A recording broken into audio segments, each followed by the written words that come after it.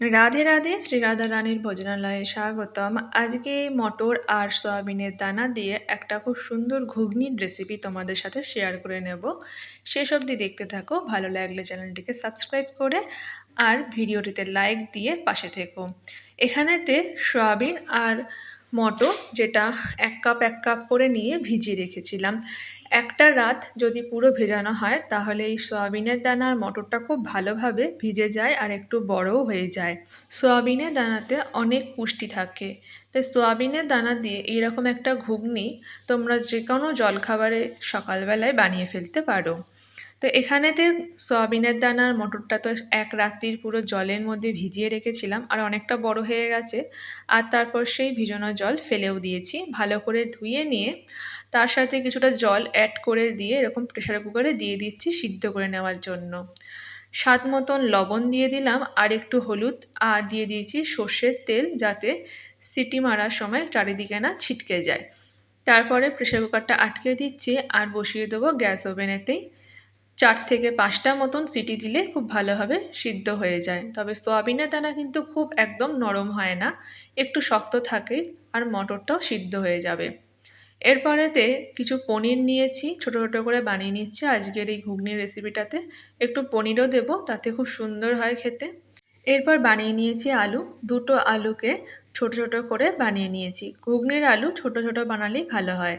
এরপর কড়ার মধ্যে বেশ খানিকটা সর্ষের তেল দিয়ে দিয়েছি আর কড়ার চারপাশে ভালো করে মাখিয়ে নিচ্ছি, যাতে পনিরগুলো দেওয়া মাত্রই না আটকে যায়। আর তেলটা খুব ভালো করে গরম করে নেওয়ার পরেই পনিরটা দিয়ে দিলাম আর লবণ আর হলুদ দিয়ে পনিরটাকে ভেজে তেল থেকে ছেঁকে তুলে রাখবো। আর এই তেলেতেই ভেজে নেব আলুগুলো। তবে এখন পনিরগুলো আগে ভেজে নিই, তারপরে আলুটা ভাজবো। এই ঘুগনি রেসিপিটা তোমরা লুচি, পরোটা আর রুটির সাথেও খেয়ে দেখতে পারো, আর সকালবেলা জলখাবারের সময়ও বানিয়ে ফেলতে পারো। তো পনিরগুলো দেখো এখানেতে ভাজা হয়েই গেছে, এবার তুলে নিচ্ছি। একটু লালচে লালচে করে ভেজে নিলেই পনিরগুলো বেশ ভালো হয়। আর তেলেতে ফোড়ন দিয়ে দিচ্ছি গোটা জিরে, একটু দারচিনি আর শুকনো লঙ্কা। তারপর ফোড়নটা উঠে আসলেই, মানে ফোড়নের গন্ধটা উঠে আসলেই তারপর দিয়ে দেব আলুগুলো। এবার হাতে কিছুটা সময় নিয়ে গ্যাসের ফ্লেমটা মিডিয়ামে রেখে আলুটা কিছুক্ষণ সময় নিয়ে ভেজে নেব। আর এখন লবণ আর হলুদ দিচ্ছি না, যে তেলেতে পনিরটা ভেজেছিলাম সেই তেলেতেই আলুটা ভেজে নিচ্ছি। তাই জন্যই একটু আলুটা দেখতে হলুদ হবে, কিন্তু আলুতে আমি আলাদা করে এখনও লবণ আর হলুদটি দিইনি। এরপর দেখো দেখিয়ে দিচ্ছি সয়াবিনের দানাটা ঠিক কেমন সিদ্ধ হয়েছে। খুব নরম একদম হয়ে যায় না, এরকম একটু শক্ত শক্তই থাকে। আর মটর দানাটা ভালোই সিদ্ধ হয়ে গেছে। এরপর একটা মশলা এর মধ্যেখানে রেডি করে নিয়েছিলাম, আদা, টমেটো আর কাঁচা লঙ্কা। দুটো টমেটো ভালো করে বেটে নিয়েছি আর 2 ইঞ্চি আদা আর দুটো কাঁচা লঙ্কা। আলুটা দেখো খুব সুন্দর ভাজা হয়ে গেছিলো। তারপরেই দিয়ে দিয়েছি মশলাটি, আদা, টমেটো আর কাঁচা লঙ্কা।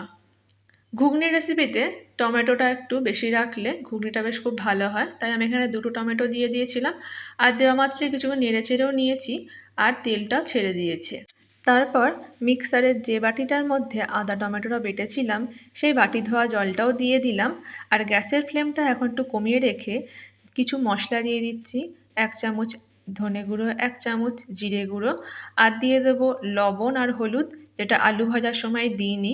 আর এখন হলুদটা দিয়ে দিচ্ছি বেশ কিছুটা পরিমাণ, যাতে রঙটা একদম ঠিকঠাক আসে। আর তারপর দিয়ে দিলাম স্বাদ মতন লবণ। যেহেতু মটর লবণ দিয়ে সিদ্ধ করা হয়েছিল, তাই লবণটা এখানে ঠিক সেই বুঝেই দিতে হবে। আর তারপর দিয়ে দিয়েছি কিছুটা পরিমাণ চিনি। যেহেতু টমেটো দেওয়া রয়েছে মশলার মধ্যে, তাই চিনিটা দিতে হয়। চিনিটা দিলে মশলার ব্যালেন্সটা ঠিকঠাক রাখে। তারপরেতে এবারে এই মশলাটা কিছুক্ষণ ধরে রান্না করে নেব। মশলাটা শুকিয়ে আসছিল বলে বেশ কিছুটা পরিমাণ জল দিয়ে একটু ঢাকনা দিয়ে রেখে দেবো, যাতে আলুটাও সিদ্ধ হয়ে যায় আর মশলাটাও সুন্দরভাবে রান্না হয়ে যায়। গ্যাসের ফ্লেমটা কমিয়ে রেখে এবার চাপা দিয়ে দিলাম আর 5 মিনিট মতন হতে দেব, তাতে আলুটাও নরম হয়ে যাবে আর মশলাটাও খুব সুন্দর রান্না হয়ে যাবে। তারপর 5 মিনিট পর ঢাকনা খুলে নিলাম। আলুটা তো সুন্দর নরম হয়েই গেছে আর মশলা থেকেও তেলটা ছেড়ে দিয়েছে। এরপর দিয়ে দিচ্ছি গরম মশলার গুঁড়ো অল্প একটুখানি, আর দিয়ে দেবো একটুখানি ঘি, আর দিয়ে দেবো একটুখানি কসুরি মেথি, যেটাই মশলা রসানোর সময় দিলে খুব সুন্দর একটা ফ্লেভার চলে আসে। তোমরা হয়তো অনেকেই সবার শেষে দাও, তবে একবার মশলা রসানোর সময় এই গরম মশলা, ঘি আর মেথি দিয়ে একবার রসিয়ে দেখো, তাতে কিন্তু মন্দ হয় না। এরপর খুব ভালো করে মিশিয়ে নিলাম। এরপর এর মধ্যে দিয়ে দিচ্ছি সিদ্ধ করে রাখা সয়াবিন আর মটরটি।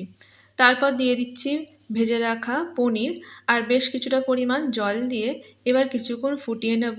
তাহলেই রেডি হয়ে যাবে আজকের সয়াবিন আর মটরের ঘুগনি রেসিপি। সয়াবিনের দানা বাচ্চাদের পক্ষে খুবই পুষ্টিকর একটা খাবার, তাই তোমরা এইভাবে একটা ঘুগনি রেসিপি করে তোমাদের বাচ্চাদেরকে টিফিনেতে দিতে পারো রুটির সাথে। তাহলে কিন্তু খুব সহজেই এই সয়াবিনের দানাটি ওদের খাওয়া হয়ে যাবে। দেখো কত সুন্দর দেখতে হয়েছে, আর খেতে কিন্তু এটা খুব সুন্দর হয়েছিল। ভালো লাগলে অবশ্যই একটু কমেন্ট করে জানিয়ে দিও আর লাইক দিয়ে দিও। আর নিউ ভিউয়ার্সদের অনুরোধ রইল চ্যানেলটিকে সাবস্ক্রাইব করে পাশে থাকার জন্য। রাধে রাধে।